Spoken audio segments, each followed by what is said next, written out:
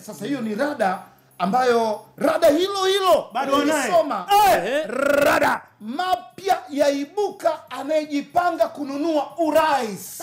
Na wiki iliyopita rada hao tuliwasoma wakatueleza nani ambaye anajipanga mzalendo sana kwa kauli ya Mwariri anajitanabaisha kama ni mzalendo na hata mavazi yake wakati mwingine ya zale kama zale huyo waziri. Sasa rada wanakwambia anamiliki bangalo la mabilioni nchi za falme za Kiarabu. Banga kama bangalo baba. Bangalo inakuwaje? Bangalo kama kasri hivi. Hivi ni zaidi ya hekalu. Kribu. Sio kribu bwana, kribu ni kadogo. Kribu ni kadogo, kribu mtu atueleze bangalo ule utamu. Mtu atueleze bwana mwenye uzoefu wa bangalo. Mimi mwenyewe kusema kweli sijui bangalo. Kasri hilo. Unaweza kuita kasri. Jambo kubwa sana ja bangalo. Kasri. Bangalo. Sasa bangalo mstuke. Yaani linakuaje? Ona maswim pool humo ndani. Unapoteana humo. Unapoteana ukiingia mlango huu unaweza kujikuta umetokea labda. Unaambia kuna vyumba 60 vya kulala. Yaani hata polisi wakija wakupate. Mabafu 104. Wewe bwana wewe. Chumba cha kufanyia mazoezi. Kuna sehemu unafuga wanyama wako. Una kizuu chako. Una uwanja wa mpira, una uwanja wa tennis, bwana wewe. Uwanja kadogo ka golf. Swimming pool ziko basketball uwanja. Kuna swimming pool ya chini na juu.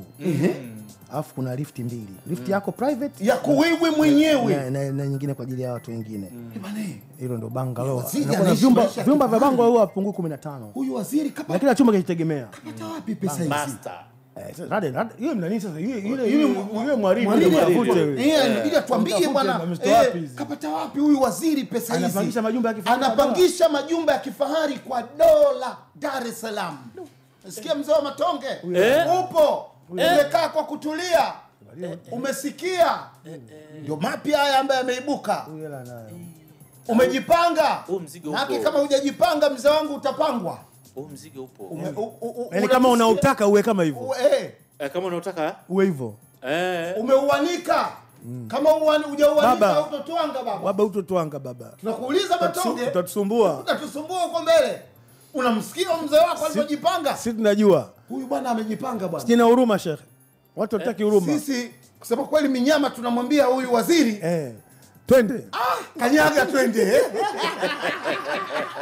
Tutafanyaje sasa? Maki mtu kajipanga. Kwa hali huyu amejipanga. Huyu anaweza. Huyu anaweza huyu. Huyu sio kuchezea huyu. Huyu sio kumgusa. Hebu gusa tena kidogo afu achia. Gusa afu achia. Kama Yanga. Usikaeneo sana. Sasa wanasema nene huyo wa wizara nyeti kabisa kwa nchi. Tena wizara yake ni nyeti mno. Japokuwa zote nyeti. Japokuwa zote nyeti. Katika maeneo yao. Tusilani sana. Hii ni nyeti wanasema ambaye anadaiwa kujilimbikizia utajiri mkubwa kwa miaka michache tangu alipoteuliwa kuongoza wizara hiyo na kwamba utajiri huo unaelezwa na watu wa karibu wa waziri huyo kuwa umetokana na vitendo vyake vya rushwa na ufisadi. Waziri kama waziri huyo baba. Sasa mbali ya kumiliki utitiri wa benki za dola, Bureau Change. Bureau kama change. Unaona bwana? Katika miji yote mikubwa nchini, taarifa ambazo rada inazo zinaeleza kwa bosi huyo wa wizara pia anamiliki mjengo wa kifahari bungalow katika moja ya nchi za utawala wa falme za Kiarabu na kwamba kasiri hilo limejengwa kwenye eneo la matajiri ambako ujenzi wake ni wa gharama kubwa. Rada hiyo baba. Na unajua rada inaangazia hivi. Ayachi yani. Rada unajua ikinyanyuka hivi haipo. Yani hii hapa. Na wakati fulani tunakumbuka tulinunua rada. Ikaika maneno sana. Mkapa. Hiyo kashfa rada. Kashfa rada ile kama unaikumbuka ile. Kashfa rada. Watu wakaitetea kwa sababu rada sisi kazi jamani kujilinda pia na kuangalia. Watu walikuwa wajui umuhimu wa rada. Leo tunakuja kuona umuhimu wa rada. Miaka rada inachungulia. Rada inamulika mpaka ndege zote. Mameli mpaka mameli yote rada. Bwana wewe. Nchi bila rada yenzi. Nchi bila rada. Rada hii hapa. Sasa ukiona gazeti kama rada muhimu inakuwa rada yani. Unajua hiyo title sio kitoto rada. Ina nasi. Na wakati wewe una bwana Musa au mzee wa Matonge unajiuliza utaondokaje, labda hapa utatoka, utafikaje nyumbani kwako, labda gari yako haina mafuta, watu wana bangalo, wana makasiri, yani watu huko walishavuka Uarabuni.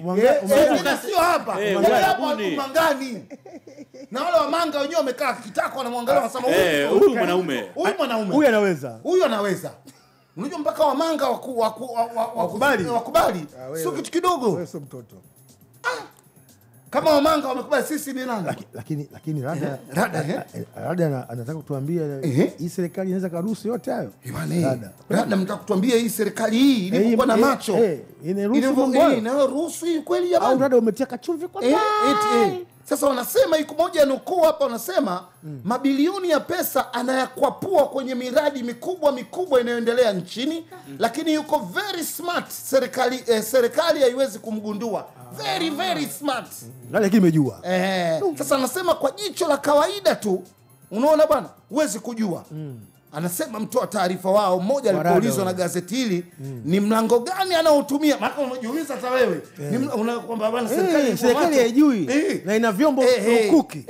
Sasa mlango gani anaotumia waziri huyo kuchomolea mabilio? Tumia neno mabilio.